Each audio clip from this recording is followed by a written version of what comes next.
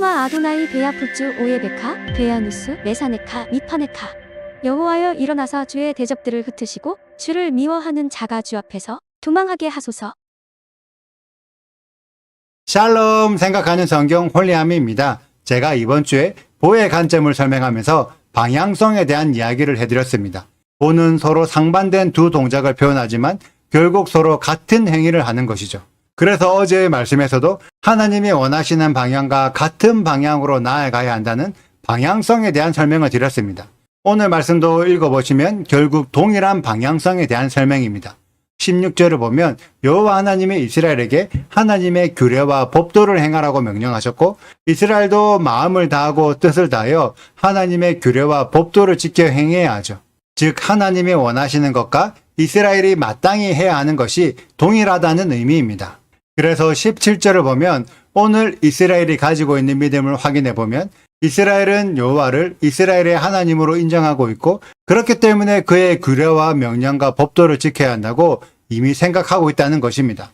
그 믿음이 하나님이 원하시는 방향성의 믿음이기 때문에 하나님도 이스라엘을 여호와의 보배로운 백성이 되게 하시는 거죠.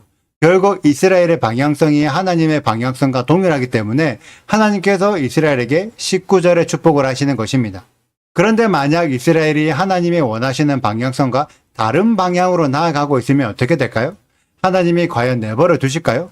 이미 이스라엘은 보배로운 백성이고 여호와의 성민이라고 선포하셨기 때문에 이제부터 이스라엘이 아무렇게나 살아도 하나님이 무조건 여호와의 성민으로 대우하실까요? 우리들은 이미 이 질문에 대한 답을 너무나 잘 알고 있습니다. 하나님은 결코 이스라엘을 내버려 두지 않으셨고 다른 방향으로 갈 때마다 사사와 선지자들을 보내시고 때론 징계하시고 엄청난 고난을 겪게 하심으로 다시 하나님이 원하시는 방향으로 되돌리게 하셨습니다. 이것이 성경이 말하고 있는 여호와의 성민들에게 주는 가장 큰 은혜입니다.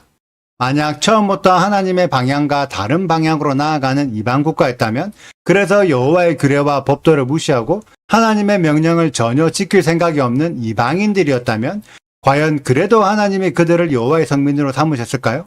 혹은 그들이 하나님이 원하시는 방향과 다른 방향으로 갈 때 그때에도 사사와 선지자들을 보내시고 징계하시고 고난을 겪게 하셨을까요? 아마도 하나님은 그냥 가만히 내버려 두실 것입니다. 왜냐하면 처음부터 서로 방향성이 달랐기 때문이죠. 그럼 제가 질문하겠습니다. 하나님은 분명히 16절의 말씀을 통해 여호와의 성민이라면 하나님의 규례와 법도를 행하라고 명령하셨습니다. 이 관점에서 여러분들은 여호와의 성민이 맞습니까? 지금 여호와의 규례와 법도, 즉 율법을 행하고 있나요?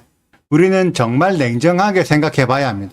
여호와 하나님의 방향성과 새 예루살렘의 방향성이 동일해서 하나님의 말씀을 지키는 자들이 새 예루살렘으로 들어갈 수 있습니다. 혹시 이 원리를 부정하실 분 계신가요?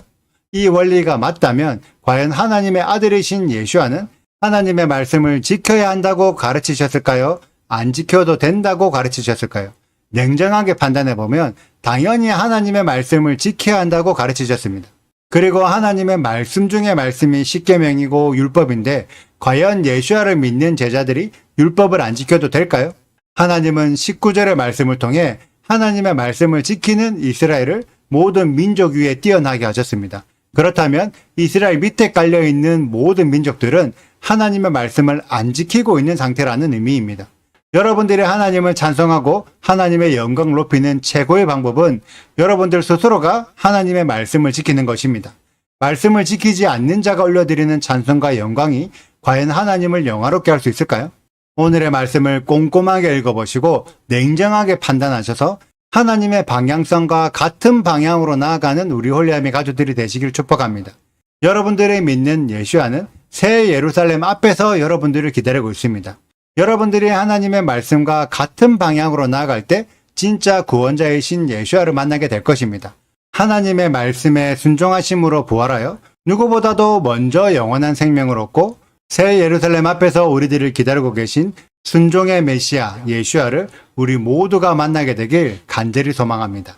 오늘의 영상은 여기까지입니다. 오늘의 말씀 읽으시고 질문 있으시다면 언제든지 댓글로 남겨주세요. 오늘도 감사합니다. 샬롬! 오늘 내 하나님 여호와께서 이 규례와 법도를 행하라고 내게 명령하시나니 그런즉 너는 마음을 다하고 뜻을 다하여 지켜 행하라. 내가 오늘 여호와를 내 하나님으로 인정하고 또 그 도를 행하고 그의 규례와 명령과 법도를 지키며 그의 소리를 들으리라 확언하였고 여호와께서도 내게 말씀하신 대로 오늘 너를 그의 보배로운 백성이 되게 하시고 그의 모든 명령을 지키라 확언하셨느니라. 그런즉 여호와께서 너를 그 지으신 모든 민족 위에 뛰어나게 하사 찬송과 명예와 영광을 삼으시고 그가 말씀하신 대로 너를 내 하나님 여호와의 성민이 되게 하시리라. 구독과 좋아요를 눌러주세요. 그리고 알림 설정도 해주시고요. 그리고 하트도 꼭 눌러주세요. 슈바 아도나이 리베보트 알레페 이스라엘 여호와여 이스라엘 천만인에게로 돌아오소서.